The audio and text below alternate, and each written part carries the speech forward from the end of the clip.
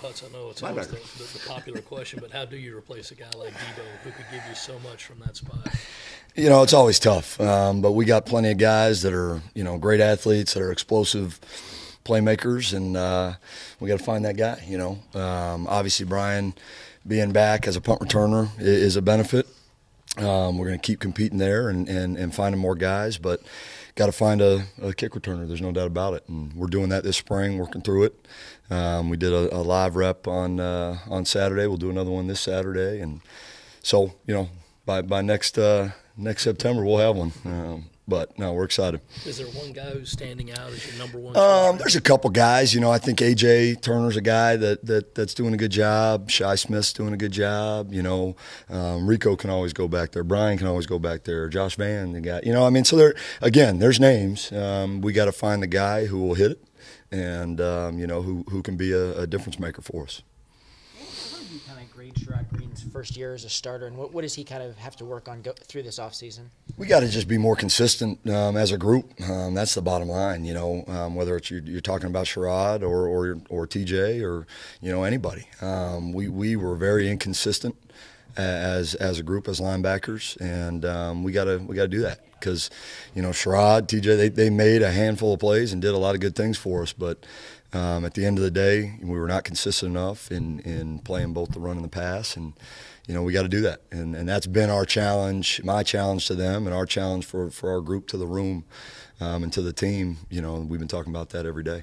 Were you surprised by TJ's inconsistency, given his veteran status and what y'all I know think of him? No, I think TJ unfortunately was working through some injuries that he battled throughout the year, and just had some mental inconsistencies. I think that he's obviously put in a lot of work this offseason. We're healthy. He's not doing anything this spring, and he's put a lot of time in, which is a blessing of this new facility, in the meeting room and working on the mental part of the game, with me, by himself, with the group, on their own. So, we're investing the time so that doesn't happen again. Is that something you've not done well enough in the past? He had, but all young players, that's the hardest transition. It's one of the biggest transitions from high school to college is the amount of time and the amount of investment that it takes, off the field. There's a 20-hour rule, right? There's only so much time you can do on the field, but there's so much more to the game, and that's where we got to raise our level, off the field. Who do you got working as your holder these days? Joseph Charlton's working at it. I think that's something for him as he wants to go to that next level as a punter, that you got to be able to prove that you can both hold and kick off. So he's putting a lot of time into it. Obviously, as a specialist group, they can get a lot of work and a lot of time together, so it's natural. Bailey Hart's been a guy. Michael Ullman's been a guy. Obviously we got to replace Danny, and there's some names that are working on it. But Joe's been rolling with the ones, and Parker's getting real comfortable with him, which is great. And same thing with long snapper. Is it Bunch, I think? Yeah, Colin Bunch is a kid we dug out of the recruiting office. But he's done a good job. His dad actually snapped here at Carolina, and he's a kid from up Pendleton. He's done a good job. We're still working through bringing in some more guys for the fall. So. Offenses in the game gotten so complex that you just can't ask a guy like DeCarrion Joyner to be a holder in his spare time.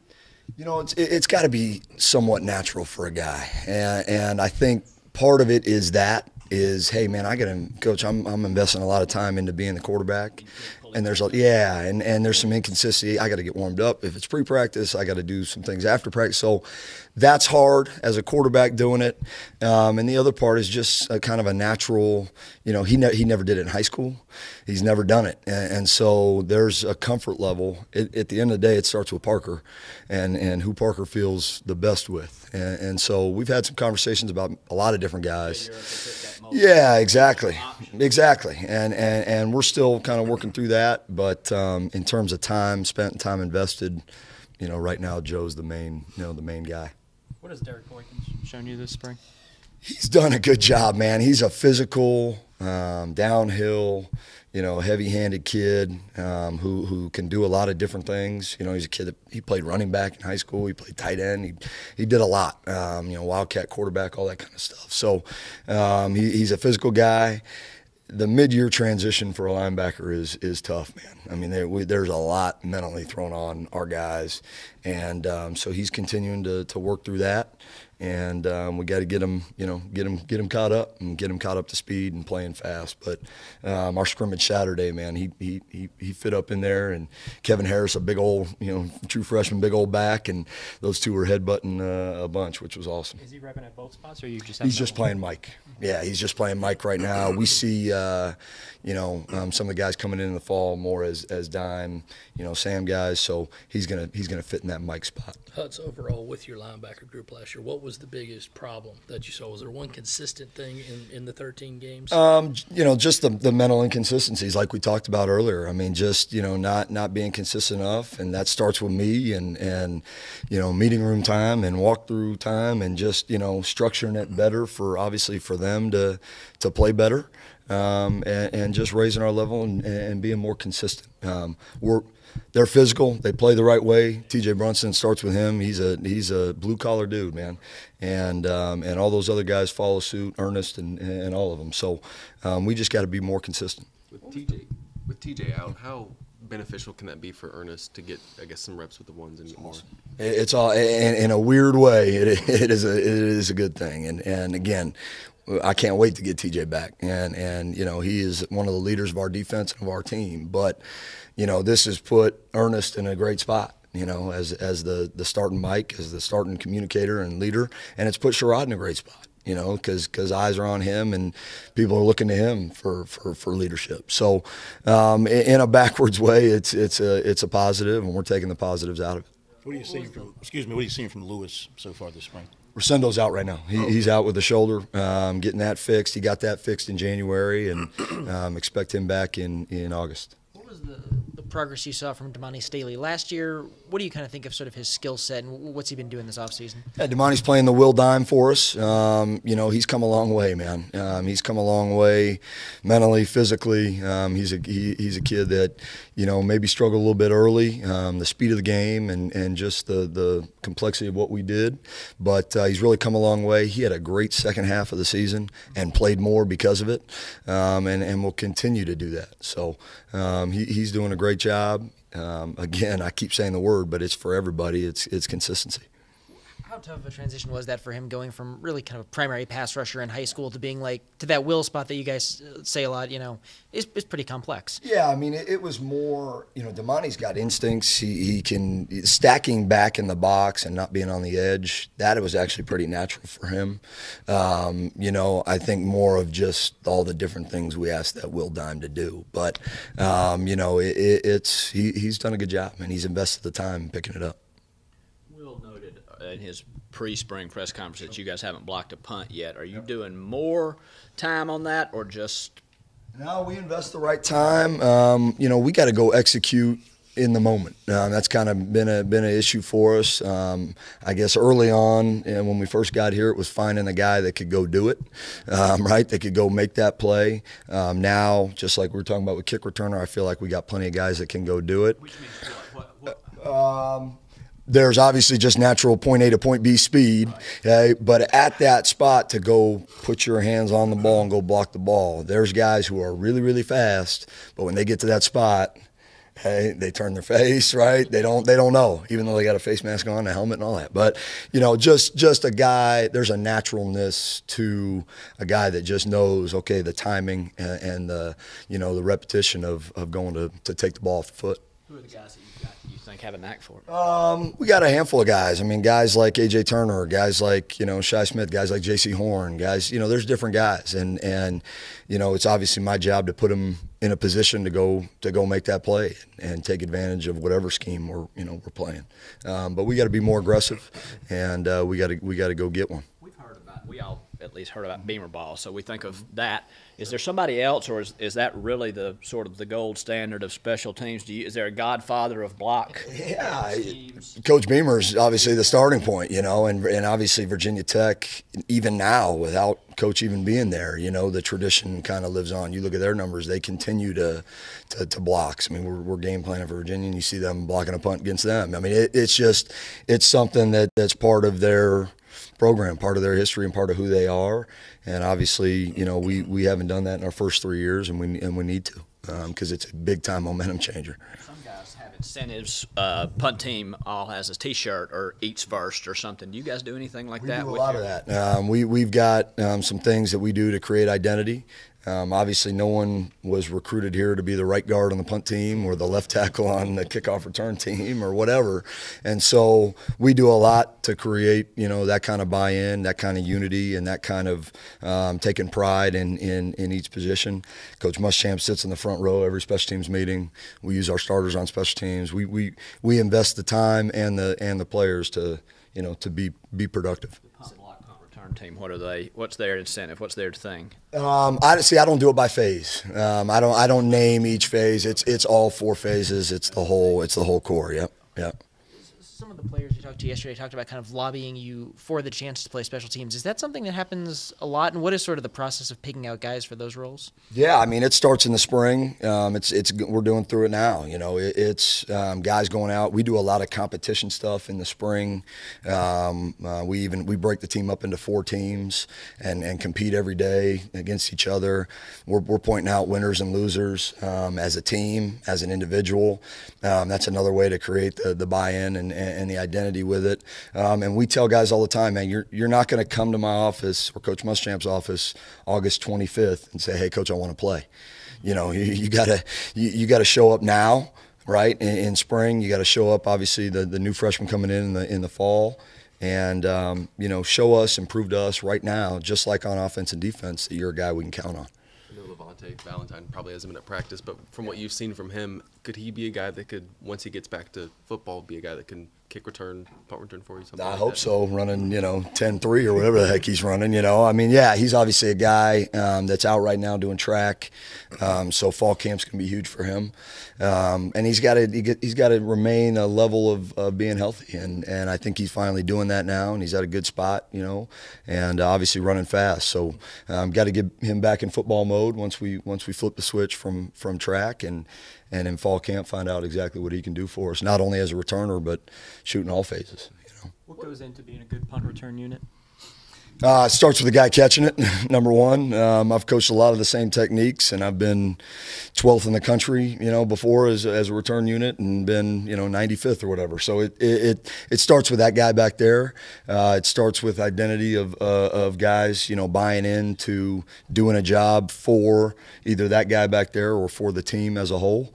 And so, and then obviously being aggressive, I think, in the block scheme, setting up your returns with your pressure and putting pressure on a punter. Because if he can sit back there and check the wind and, spin that ball around a couple times and then let it rip, you're not giving your return team a chance. How do you feel Brian did in that role last year? Did a good job, obviously we made some big plays. The Kentucky one comes to mind. We get a block in the back. The A&M one comes to mind. The punter knocks the freaking ball off us, So, again, big play, bad play. So, just, being more consistent and obviously going to get a block and putting the pressure on, the punt team to help us set up our return game. Is he the surefire guy there going into? No, we're still competing. Absolutely still competing. Shy Smith's a guy. Josh Van catches it great. J.C. Horn is back there too. So we're keeping that list long and keeping that competition open, and know obviously that Brian has done it in a game and is a guy we can count on. What did Jamar Brown show you in the recruiting process to kind of pop for you guys? Jamar Brown was unbelievable when he came to camp. A great story about him is we're in one-on-ones against the running backs, and he's just locking up every running back that's trying to run a route against him. He's like, Coach, man, this is boring. Can we go over there with the wide receivers? And so we go trotting over. I leave my GA. He and I go trotting over, and I tell T-Rob, hey, he wants to cover a slot. And he lines up and plays man-to-man on a slot receiver, as a linebacker. And so, you know, that kind of versatility was very impressive. And I'm excited to get him here and get him rolling. He's very intelligent, hardworking kid, and you know, excited to get him going. Is there anywhere with the size? I know he was listed a little bit small, but How big was Sky Moore when he first got here? I do not know. But I assume He was about 198, about 200 pounds. So that, and again, not to make a comparison or whatever, but that's kind of the mold that I think, you know, Jamar can develop into, and you know, probably why Sky, you know, his growth and his development was huge, and you know, I think Jamar's gonna go on the same track, man. We'll put plenty of weight on him. He'll be fine. Do you guys have any data on what a punt block does to win percentage? 90%. You block a punt, you have a 90% chance of winning the game. Is it the biggest momentum play in the game? I think it is. You know, obviously turnover ratio, the numbers go up and up and up. So if you're +3, I think it's somewhere around 90. I don't know exactly, but immediate block a punt, you got a 90% chance of winning a game. I mean, that's, you know, and that was meeting one this spring. You know, talking to our guys about, you know, game breakers. We talk a lot about that. You know, obviously scoring a touchdown on KOR or a punt return, but also blocking a punt. You know, that's another opportunity, a game breaker, to go flip the game and win the game on teams. Is there anything new in punt block schemes? I mean, it feels like that it's Harder and harder, man. yeah. So It's the style of punt that is really, you know, throughout college football. I mean, there's so much rugby and moving target. There's so many formations and eligibles. I mean, you got to secure yourself both on the edges. You got to secure yourselves in terms of covering down and making sure that you got all the eligibles covered. So it's hard, man. It's a tough challenge. But again, we've had our opportunities in the past, and we haven't gone and made a play. And so we need to put more guys in those positions. That's on me, and we need to go execute when we get the call. What does this defense have to do better in terms of covering the boundary on screen plays? And I guess you can consider that part of the run game. What does this defense have to do better? Yeah, I mean, we got to be more physical on the perimeter. We got to get off blocks. We got to do a better job from inside out pursuing and running to the ball. Not only effort, but also running with a purpose. You know, we talk about tracking a near hip and leveraging the ball the right way. You saw a couple times, I mean, just the ball cutting back on us and us not being leveraged the right way. And, you know, that starts with the D-line and linebackers running inside out and leveraging the ball and tracking the ball. And, again, running with a purpose. You know, where are you running to? Not just running to run. This ain't cross country. You know, you got to run with a purpose and leverage the ball. Did Parker White have the sophomore season? Or, I'm sorry, was it sophomore season last year? Rich, yeah. Rich, yeah, okay, yeah. sophomore. Yeah. He had the second year that you He felt did. he was capable of. He bounced back, did a great job. We didn't put him in as many difficult positions that we put him in that first year, and so, you know, I thought we were a lot smarter doing that. You know, myself and Coach Muschamp, Coach BMAC, you know, we all kind of made that decision of, you know, what we were going to do each game, and he obviously bounced back and did a great job, and has become a reliable, you know, resource for us. How tough is that for a kicker to come back mentally? I mean, you see some guys and they never come back. Yeah, I mean, I think, you guys tell me, I think Parker's proven that he's a pretty tough dude mentally. He's had 2 opportunities to win games for us with no time left on the clock, and he's hit both of them, right? Missouri and La Tech. He's a guy that's hit late fourth quarter kicks. He's a guy that is wired the right way when it comes to kicking. You know, and mentally can handle both the pressures of a big game kick, but also the you know, bounce back of a miss. And you know, he's proven that, and he continues to work every day, man, at his craft and gets better and better.